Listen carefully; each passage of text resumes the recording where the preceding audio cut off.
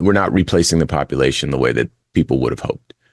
And the same is true for, those coming after us. It's just not a prosperous time for the youth, the people that are of childbearing age. A big part of that is that, there's housing is expensive. So people live with their parents, or they live with a bunch of roommates, or they rent. Wages are low. There's no increase in minimum wage. There's, people are struggling to live their lives. And the availability of resources to care for a child. There are a handful of companies that control formula. We work so much. There's no such thing as like maternity leave that is substantial, right? So taking time off to actually enjoy and care for and bond with your child, that's something that people don't have access to, right? And we're talking, like, some people do, of course, but most people, if you look at the data, most people don't have this.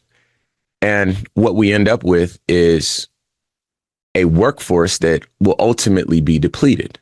And the problem with that is that over time, a depleted workforce means you have to pay what workers you do have more money, because the workers have more options, right? This is kind of the nature of a capitalistic society. You need some unemployment so that you can keep wages artificially low.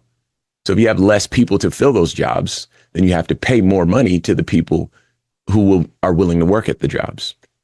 And that means that in a capitalistic society, it's not sustainable. So corporate interest, pressure, this is border on conspiracy theory, but it makes sense.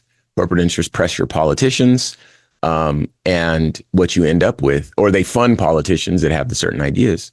And what you end up with is politicians like J.D. Vance, who are pushing for, family values and bigger families and that sort of thing, to offset the workers who are not having kids because they can't afford it.